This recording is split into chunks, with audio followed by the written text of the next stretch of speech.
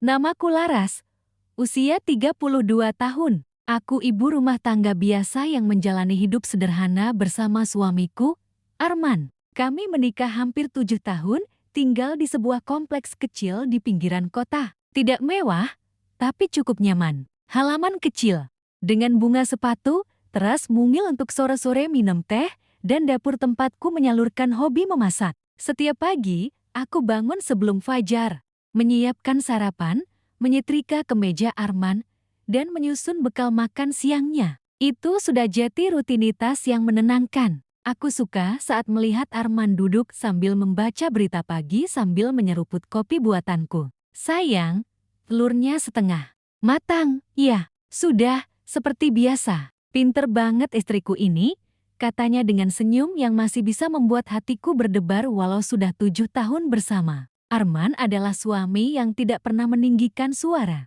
Ia lembut, perhatian, dan sangat bertanggung jawab. Kadang aku merasa terlalu beruntung memilikinya. Kami memang belum dikaruniai anak, tapi kami sepakat untuk tidak menjadikan itu alasan bersedih. Selama kita saling punya, itu cukup, kata Arman suatu malam, waktu hujan turun dan aku menangis diam-diam karena hasil tes pack kembali menunjukkan satu garis. Saat itu, aku merasa jati perempuan paling dicintai di dunia. Arman memelukku dari belakang dan berbisik, kita kuat. Aku enggak kemana-mana. Aku percaya. Dan mungkin, itulah kesalahan pertamaku. Hari-hariku berjalan seperti biasa. Menyiram tanaman, belanja ke pasar, kadang ikut arisan kompleks.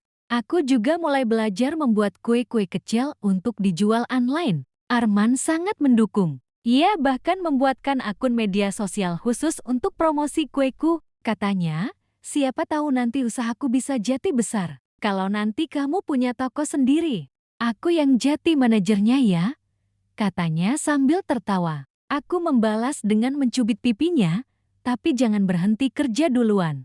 Kuiku belum bisa gaji kamu. Kami tertawa. Hidup terasa ringan. Sampai suatu hari, sebuah mobil pick-up berhenti di depan rumah kosong di sebelah rumah kami. Aku membuka tirai jendela dan melihat seorang perempuan muda turun dari mobil sambil mengangkat kardus-kardus. Ia terlihat anggun, meski hanya memakai kaos lengan panjang dan celana kain longgar. Rambutnya disanggul sederhana, dan wajahnya nyaris tanpa riasan. Tapi cantik, sejenis kecantikan yang tidak berusaha, tapi langsung memikat. Aku membuka pintu dan melambaikan tangan. Baru pindah ya, Bu? Perempuan itu tersenyum. Iya, Mbak. Saya Rika. Baru aja beres urusan jual rumah lama. Aku membantu membawakan beberapa barang kecil. Kami saling memperkenalkan diri. Ternyata, Bu Rika seorang janda suaminya meninggal setahun lalu karena sakit. Sendiri aja di sini? Tanyaku pelan. Iya, anak saya tinggal sama ibunya di luar kota, katanya sambil tersenyum tipis. Aku tidak merasa curiga sedikit pun. Justru aku merasa kasihan dan ingin membantu semampuku. Saat itu, aku bahkan sempat berpikir, bagus juga, ada tetangga baru. Rumah ini jadi terasa lebih hidup, tapi hidup memang pandai menyimpan rahasia. Dan diam-diam, rumah di sebelah itu akan menjadi alasan retaknya rumah tanggaku sendiri. Tapi tentu saja, aku tidak tahu itu saat pertama kali bertetangga dengan Bu Rika. Yang ku tahu, dia adalah perempuan yang sopan, santun, dan terlihat cukup mandiri. Di hari-hari awal, ia bahkan sering mengantarku makanan kecil, mulai dari sambal goreng kentang sampai puding roti. Aku suka masak, Mbak, tapi makan sendiri tuh rasanya aneh. Jadi sekalian saya bawa ke sini ya, katanya sambil tertawa ringan. Aku menerimanya dengan senang hati. Kadang, kami duduk di teras, mengobrol ringan tentang cuaca, harga cabai, dan kadang tentang masa lalunya yang kehilangan suami. Dia pergi mendadak, Mbak, baru seminggu sakit, langsung gak bangun lagi, ucapnya sambil menatap langit. Hidup, itu ya, cepat banget berubah. Aku mengangguk, mungkin karena merasa kasihan, aku mulai sering mengajaknya ikut kegiatan kompleks.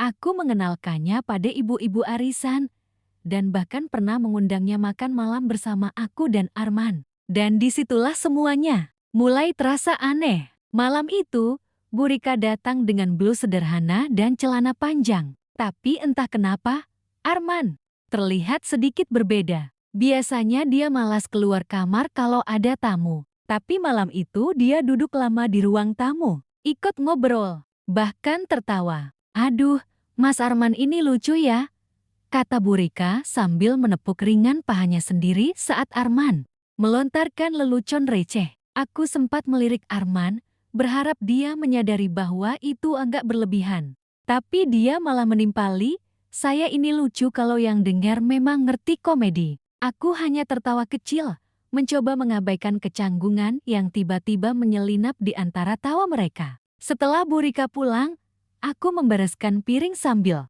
berdiri di dapur. Arman menyusul dan mengambil air putih. "Rika itu ya, kelihatan kuat ya?" katanya tanpa kutanya. "Udah sendiri tapi tetap bisa jalanin hidup." Aku mengangguk. "Ya, kasihan juga." Arman diam sebentar. "Tapi, dia cantik juga ya." Aku menghentikan gerakan tanganku di wastafel. Tak menoleh, tak berkata apa-apa. Tapi ya maksudku, nggak nyangka aja. Udah janda tapi masih kelihatan segar." Dia tertawa sendiri, seolah tak sadar ucapannya seperti menusukku diam-diam. Aku tidak membalas. Tapi malam itu aku tidur dengan punggung saling membelakangi. Dan sejak malam itu pula, aku mulai merasa rumah di sebelah terlalu sering menyala sampai larut malam. Arman juga mulai sering pulang lebih lambat. Kadang lewat pukul 10. Katanya, banyak kerjaan lembur. Kantornya memang jauh dan aku masih percaya. Sampai suatu malam, aku terbangun karena haus. Jam menunjukkan jam 1:20 dini hari. Aku berjalan pelan ke dapur untuk mengambil air. Saat lewat jendela, aku melirik ke rumah Burika yang berada tepat di samping kanan. Lampunya masih menyala. Tirai ruang tengahnya sedikit terbuka. Dan, samar-samar, aku melihat bayangan dua orang sedang duduk berdampingan di sofa. Satu perempuan, satu laki-laki. Aku menahan napas. Jantungku mulai berdetak tak karuan. Aku kembali ke kamar dan menatap sisi ranjangku. Kosong. Arman belum pulang. Kupikir, dia lembur. Tapi kenapa bayangan itu seperti dia? Aku berdiri lama di ambang kamar, masih mencoba menenangkan detak jantungku. Kupikir aku hanya lelah, atau mungkin terlalu banyak prasangka. Tapi bayangan itu, cara duduknya, bentuk bahunya, gaya rambutnya. Dari samping, itu seperti Arman. Aku kembali ke jendela dengan langkah perlahan. Lampu rumah Burika masih menyala, tapi tirainya kini tertutup rapat. Bayangan tadi tak terlihat lagi. Aku mengecek ponselku. Tidak ada pesan, tidak ada telepon. Tak terjawab.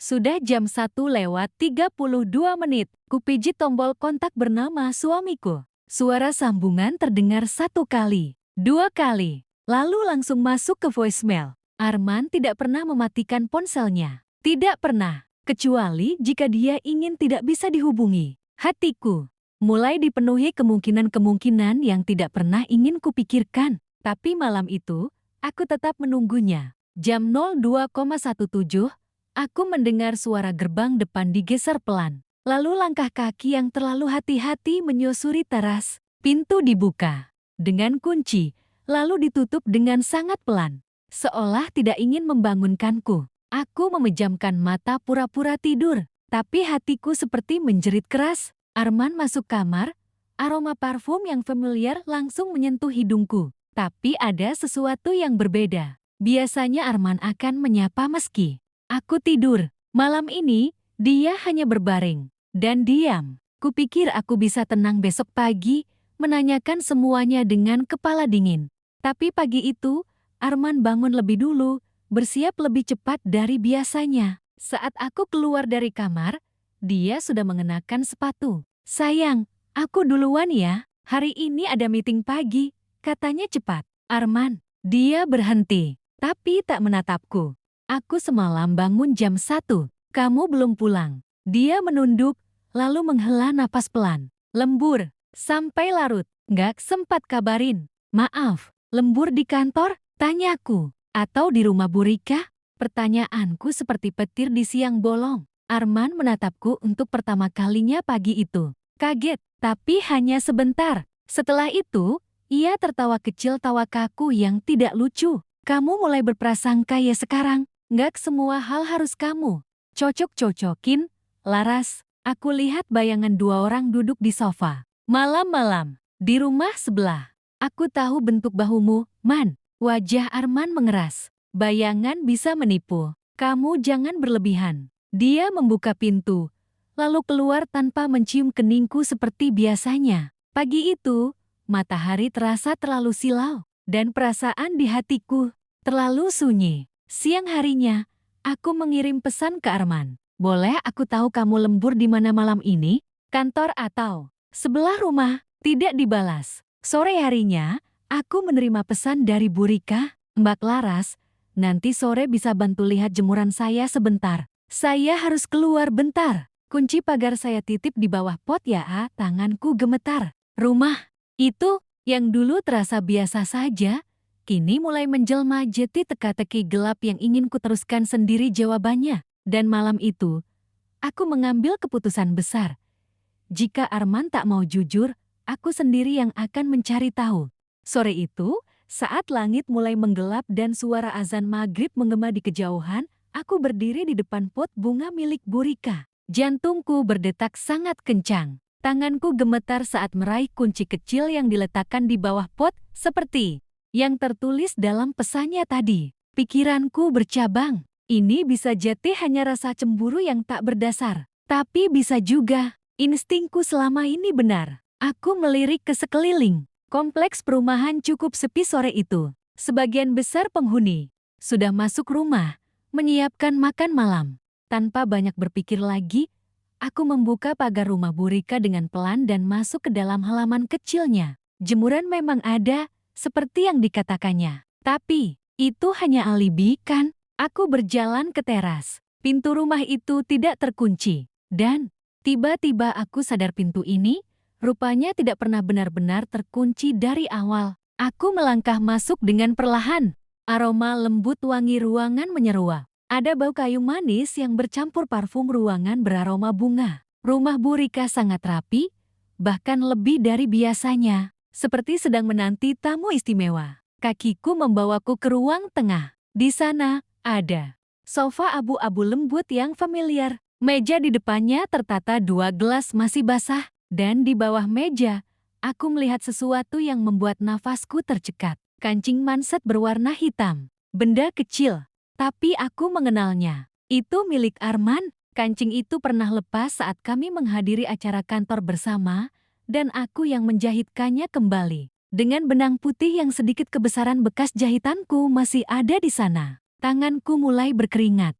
Aku mengambil kancing itu, menggenggamnya erat-erat. Benda sekecil ini cukup untuk menjungkir balikan isi hatiku. Tiba-tiba, pintu belakang terdengar terbuka. Suara langkah kaki perempuan terdengar masuk. Aku panik, ingin pergi, tapi lututku terasa lemas. Suara itu semakin dekat. Loh, Mbak Laras, itu suara Bu Rika. Aku membalikkan badan. Wajahnya terkejut, tapi hanya sebentar. Setelah itu, ia tersenyum lembut seperti biasa. Saya tadi lihat jemuran dari jendela. Mbak, kok Mbak masuk? Ada yang bisa saya bantu? Aku menatap matanya dalam-dalam. Saya cuma bantu lihat jemuran, seperti yang Mbak minta. Ah iya, maaf ya. Saya malah ke belakang sebentar, katanya pelan. Mau teh? Aku menggelang. Makasih. Tapi saat aku hendak melangkah pergi, aku tak tahan bertanya. Bu Rika, semalam ada yang datang ke rumah? Dia tidak langsung menjawab.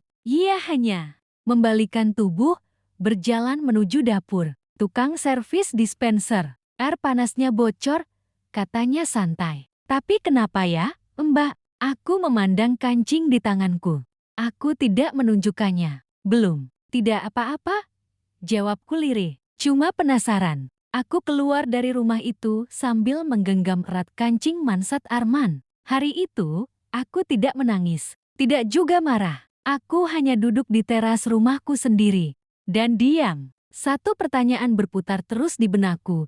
Sejak kapan Arman berhenti pulang ke rumah ini dan mulai pulang ke rumah yang satunya? Pertanyaan itu terus menggema di benakku selama berhari-hari. seperti gema di dalam gua yang gelap.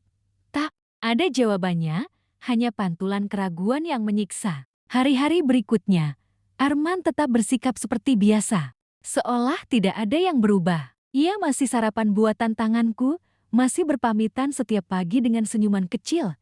Tapi entah kenapa semuanya terasa palsu. Dan aku mulai berpura-pura juga. Aku tersenyum saat mengantar Arman ke pintu. Aku mengangguk saat dia bilang lembur lagi malam ini ya. Tapi hatiku tidak lagi diam. Aku mulai menyusun sesuatu yang selama ini tak pernah kulakukan rencana. Aku mulai mencatat jam pulangnya. Aku memperhatikan pola. Aku bahkan bertanya secara halus ke salah satu teman Armandina yang bekerja di kantor yang sama. Kami dulu cukup dekat. Din, lembur di kantormu emang sering ya sekarang? Dina sempat terdiam, lalu menjawab, "Gak juga sih, Laras, malah sekarang mulai dikurangi. Udah banyak yang protes, katanya terlalu sering lembur bulan lalu." Aku tersenyum, tapi dada ini seperti ditusuk dari dalam. Arman, berbohong. Malam itu, aku tidak tidur. Aku duduk di dekat jendela lantai 2 yang menghadap langsung ke rumah Bu Rika. Lampu rumah itu menyala lagi, seperti malam-malam sebelumnya. Pukul 22,45, aku melihat mobil Arman berhenti perlahan di depan rumah itu. Ia turun, membawa tas kerja, menoleh ke sekeliling, lalu masuk ke rumah Bu Rika lewat pintu samping. Pintu itu dibuka cepat, seolah sudah ditunggu. Tanganku gemetar menggenggam ponsel. Aku ingin memotret, tapi tidak bisa. Bukan karena takut, tapi karena hati ini belum siap melihat kebenaran dalam bentuk gambar. Namun malam itu, aku tahu, aku tidak bisa diam lebih lama. Aku tidak bisa menunggu kebenaran datang mengetuk pintu.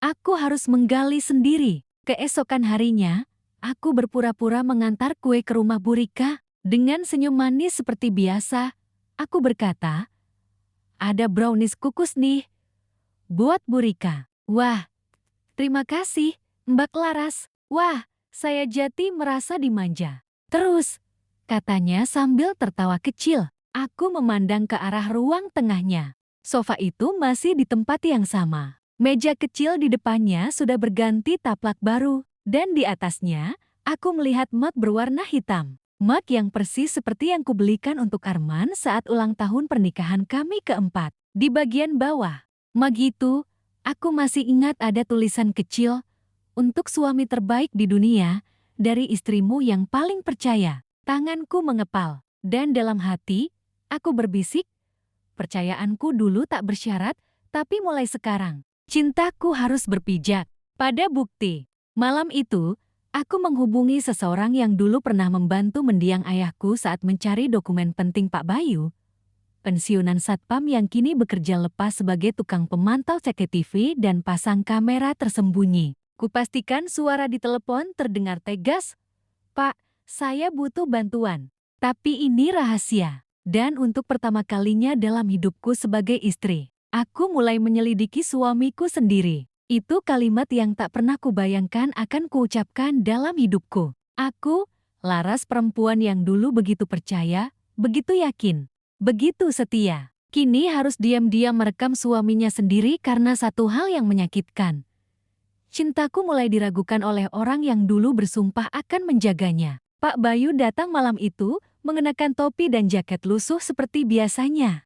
Ia tidak banyak bicara, hanya mendengar dan mengangguk paham. "Bisa, Bu Laras, tapi butuh waktu pasang. Kita tunggu saat rumah sebelah kosong." Aku mengangguk, dan benar saja, 2 malam kemudian, rumah Bu Rika terlihat gelap. Aku segera memberi isyarat. Bersama Pak Bayu, kami menyelinap diam-diam lewat pagar belakang rumahnya yang berbatasan langsung dengan taman kecil. Kita pasang di pohon mangga, dari sini bisa menghadap ke ruang tengah.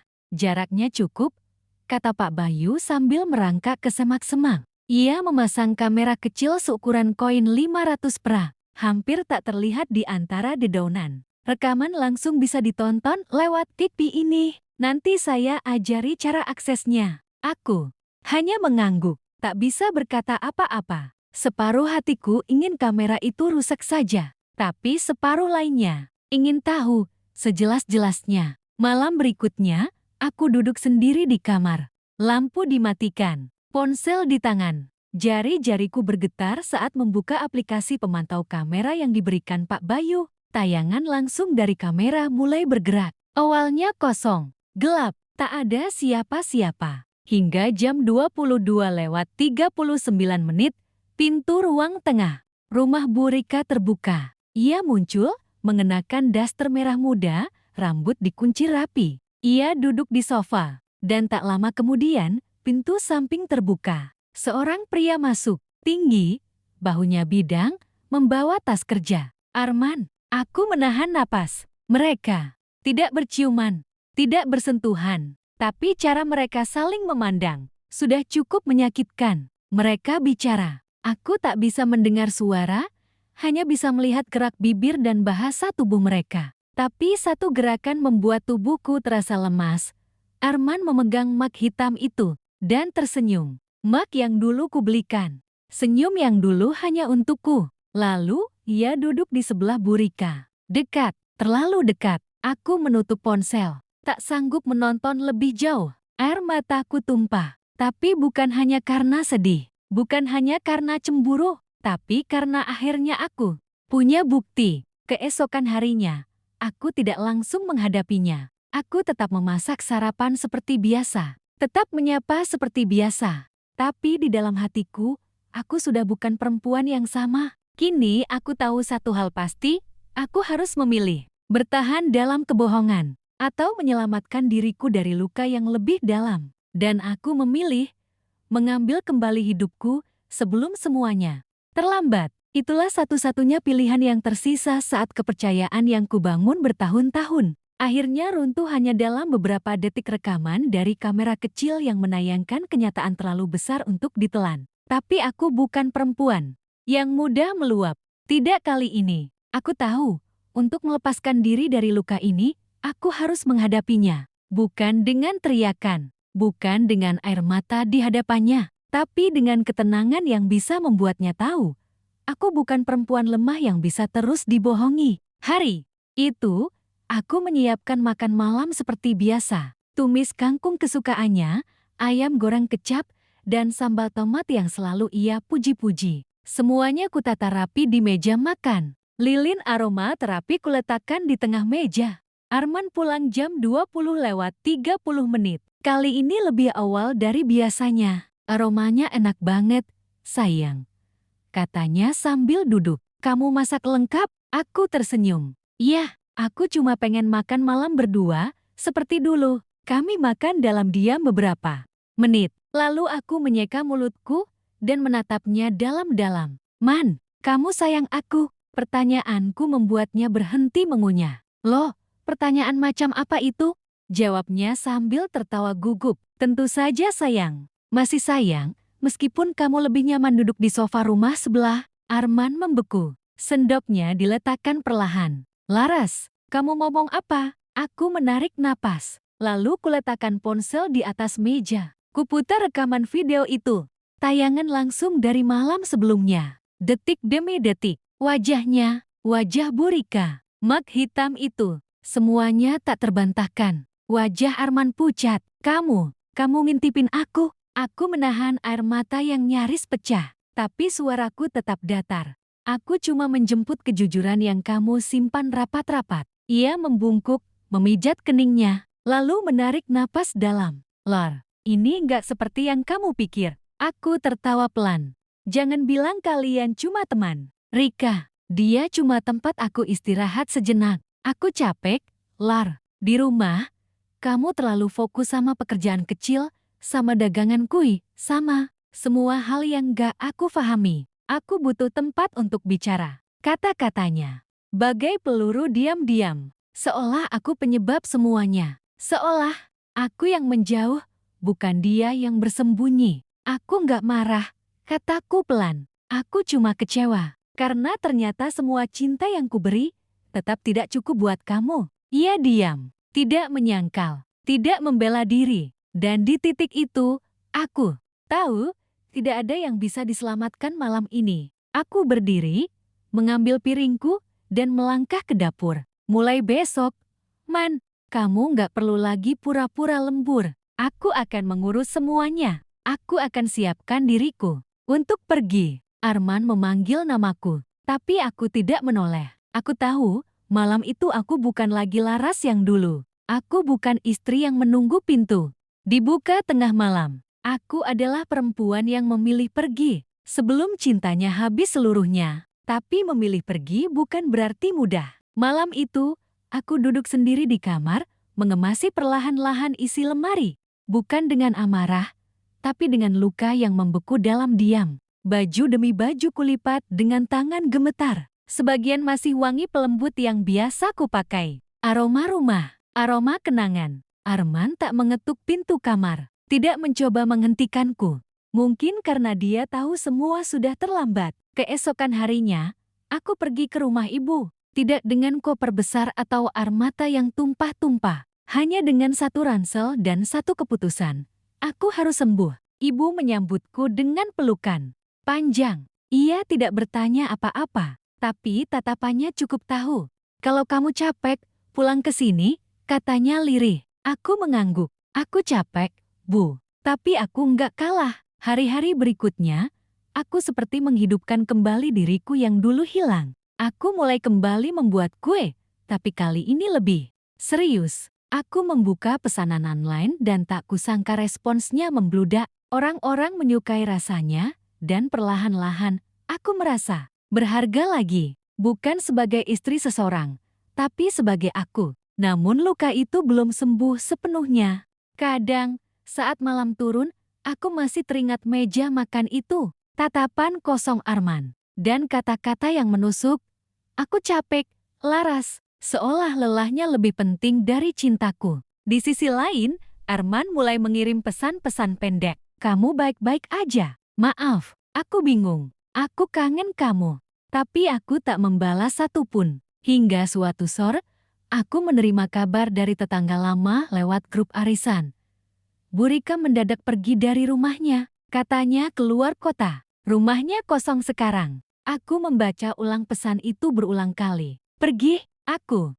Tak tahu harus merasa lega atau lebih hancur. Arman mengirim pesan keesokan harinya. Rika pergi. Aku. Nggak tahu kenapa semua jati serumit ini. Saat itulah aku sadar, bahkan perempuan itu pun tak benar-benar tinggal untuknya. Karena pada akhirnya, siapapun yang hanya menjadi pelarian, akan pergi saat kenyataan datang mengetuk. Dan aku bukan pelarian. Aku rumah yang sudah tak dihuni. Aku duduk di ruang tengah rumah ibu malam itu, menatap keluar jendela. Langit penuh bintang. Aku tahu, keputusan tersulit bukan tentang pergi, tapi tentang tidak kembali, meski hati ini masih penuh tanda tanya. Malam itu, aku menulis di jurnal kecilku, aku tidak kalah, tapi mungkin aku harus belajar mencintai diriku sendiri lebih dari mencintai orang yang tidak lagi memilihku. Itu kutulis malam itu sambil menangis dalam diam. Bukan tangis putus asa, tapi semacam pelepasan. Seperti awan mendung yang akhirnya menurunkan hujan setelah terlalu lama menahan beban. Dan keesokan harinya, aku bangun dengan perasaan baru. Masih ada luka, tapi juga ada kekuatan. Aku mulai menata langkah, satu demi satu. Kueku semakin dikenal orang, bahkan aku mendapat pesanan dalam jumlah besar untuk sebuah acara kantor. Saat membuka kotak kardus dan mencium aroma baterai yang hangat, aku merasa hidupku akhirnya punya rasa lagi. Sore itu, saat sedang mengepak pesanan, ponselku berdering. Nomor Arman. Untuk pertama kalinya sejak aku pergi, aku mengangkatnya. Laras.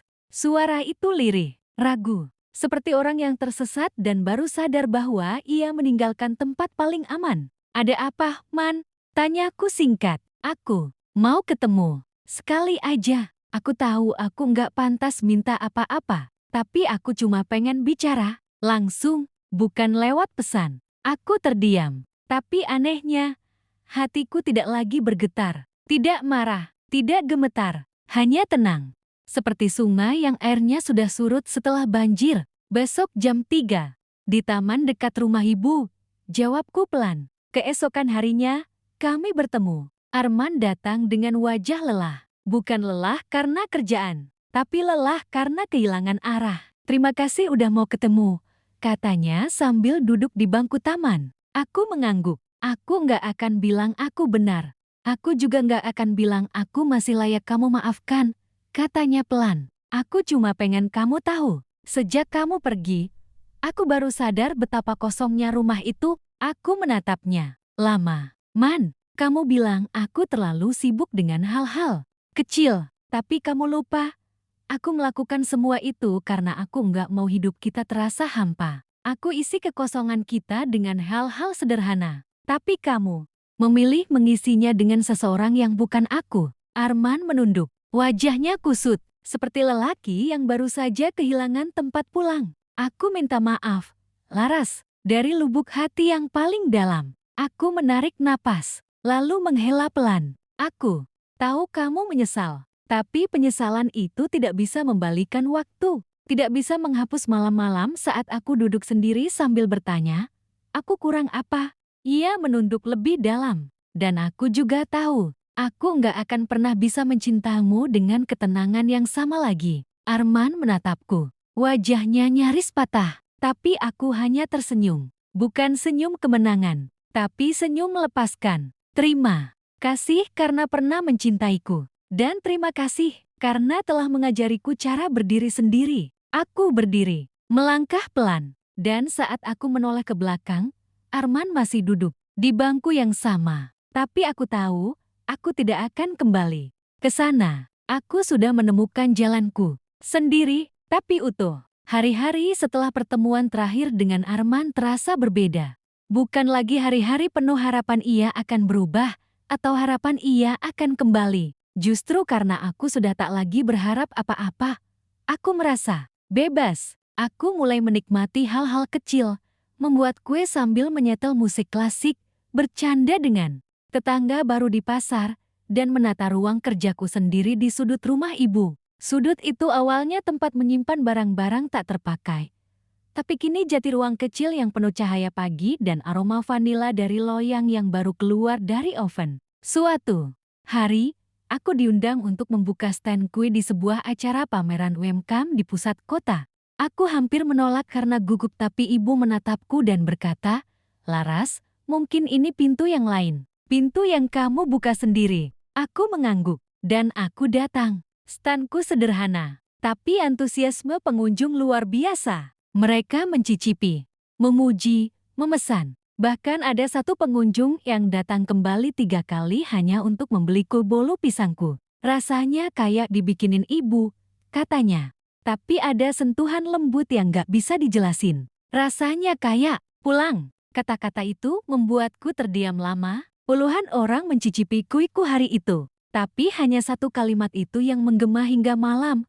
Rasanya kayak pulang. Dan disitulah aku sadar, aku memang sedang membangun rumah baru. Bukan dari bata dan semen, tapi dari harapan dan keberanian. Malam itu, aku duduk di teras rumah ibu. Hujan turun rintik-rintik. Hangat cangkir jahe di tanganku membuatku merasa tenang. Tiba-tiba, ada pesan masuk di ponsel. Bukan dari Arman, tapi dari seseorang yang tak kuduga. Halo, Mbak Laras. Saya Reza, dari tim UMKM daerah. Saya sempat cicipin bolu pisangnya. Enak banget. Boleh saya ajak Mbak bergabung di pelatihan bisnis kecil yang akan dibuka bulan depan? Gratis. Saya rasa Mbak punya potensi besar. Aku tersenyum. Lama, bukan karena ini tentang bisnis, tapi karena untuk pertama kalinya dalam waktu yang lama, ada orang yang melihat aku sebagai aku, bukan sebagai istri dari siapa-siapa. Dan malam itu aku tahu,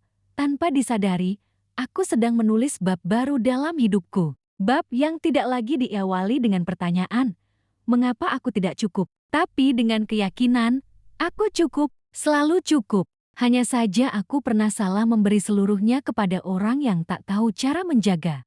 Dan sekarang, setelah semua luka, diam-diam aku mulai merasa bersyukur. Bukan karena pernah disakiti, tapi karena dari luka itulah aku akhirnya bertemu dengan diriku yang sebenarnya, perempuan yang kuat, mandiri, dan tahu apa yang pantas untuk dirinya. Pelatihan UMKM yang ditawarkan Reza ternyata bukan sekadar pelatihan biasa. Di sanalah aku bertemu dengan banyak perempuan lain. Mereka datang dari berbagai latar belakang. Ada yang janda dengan 3 anak, ada yang ditinggal suami tanpa pesan, ada pula yang merintis dari nol setelah jatuh berkali-kali. Ternyata aku tidak sendiri. Hari pertama pelatihan, kami diminta menuliskan 1 kalimat tentang tujuan kami mengikuti program ini. Yang lain menulis, ingin hidup lebih baik, ingin mandiri, ingin menghidupi anak. Aku menulis 1 kalimat pendek yang tak bisa kuhapus hingga hari terakhir, ingin bangga dengan diriku sendiri. Dan entah bagaimana, kalimat itu jati napas dalam setiap langkahku. Aku mulai belajar cara mengelola keuangan usaha, membangun merek, bahkan diajari menjual secara digital. Reza, yang awalnya hanya fasilitator program, lambat laun jadi teman diskusi yang menyenangkan. Dia tidak pernah menanyakan masa laluku. Tidak pernah membahas tentang statusku. Ia hanya tertarik pada, apa yang ingin kamu capai ke depan, Mbak Laras? Pertanyaan sederhana, tapi asing di telingaku. Selama ini aku terbiasa ditanya, sudah masak apa? Kenapa belum punya anak? Kapan pulang ke rumah? Kini ada seseorang yang bertanya tentang mimpiku. Dan untuk pertama kalinya, aku berani menjawab, aku ingin punya toko kue sendiri. Bukan hanya online. Toko kecil yang punya jendela besar dan aroma vanila di dalamnya. Reza tersenyum. Kamu bisa. Aku yakin. Malam itu, aku menatap cermin dan melihat wajahku sendiri. Ada lingkar mata karena lelah, tapi juga ada cahaya kecil yang dulu lama padam. Aku memeluk diriku sendiri di depan cermin. Terima kasih, Laras, karena kamu gak menyerah. Bahkan ketika dunia menyuruhmu diam. Dan pada hari penutupan pelatihan, Reza memberiku 1 amplop kecil. Isinya bukan surat cinta, bukan hadiah, tapi proposal kerjasama untuk membuka tempat kecil bersama. Dia ingin menyuplai bahan, dan aku mengelola produksi dan penjualan. Saya bukan investor besar, Mbak, tapi saya percaya pada kamu. Aku tidak langsung menjawab, tapi saat pulang, aku menangis diam-diam di atas motor ojek online. Bukan karena Reza, tapi karena untuk pertama kalinya dalam hidupku, ada seseorang yang percaya padaku lebih dari aku percaya pada diriku sendiri. Dan kepercayaan itu ternyata menjadi cahaya kecil yang mengantarku menembus gelapnya masa lalu. 3 bulan kemudian, tepat di pertengahan musim hujan, aku berdiri di depan sebuah ruko mungil yang cat putihnya baru mengering. Di kaca jendelanya tertempel sebuah stiker sederhana bertuliskan, Laras Cake dan Home Bakes. Rasa yang membawa pulang toko itu kecil. Tapi bagiku, ini lebih dari sekadar toko kue. Ini adalah rumah baru yang kubangun sendiri, dari runtuhan hidup yang dulu nyaris tak kusangka bisa kusembuhkan. Hari pertama dibuka, ibu datang membawa tumpeng kecil. Ia mencium keningku lama, lalu berkata dengan mata berkaca-kaca, kalau ayahmu masih ada, dia pasti bangga sekali. Beberapa teman dari pelatihan datang, termasuk Reza. Ia tak banyak bicara, hanya meletakkan 1 buket bunga di meja kasir, lalu memberi syarat singkat untuk awal yang baru. Tak lama, pelanggan mulai berdatangan. Beberapa pembeli lama. Dari media sosial, beberapa warga sekitar, bahkan ada yang baru lewat dan penasaran dengan aroma harum yang menyebar ke trotoar. Aku melayani mereka semua dengan senyum, dan diam-diam aku memeluk hatiku sendiri. Lihat, Laras, kamu hidup, dan kamu menang. Menjelang sore, saat suasana mulai sepi, pintu toko kembali terbuka. Langkah itu, aku mengenalnya. Arman berdiri di ambang pintu, dengan mata yang tampak lelah dan wajah yang entah menyimpan penyesalan atau kekosongan. Ia melihat sekeliling toko, lalu akhirnya menatapku. Jati ini, tempat kamu pulang sekarang? Tanyanya pelan. Aku menatapnya lama. Ada sedih, tapi tak ada dendam. Ini bukan cuma tempatku pulang, Man, jawabku lembut. Ini tempatku berdiri. Ia mengangguk pelan. Kamu kelihatan bahagia. Aku tersenyum. Karena aku memang bahagia. Arman ingin bicara lagi, tapi akhirnya hanya berkata, selamat ya, Laras. Kamu layak dapat semua ini. Aku tak menjawab, hanya tersenyum. Dan saat pintu toko menutup kembali, aku tahu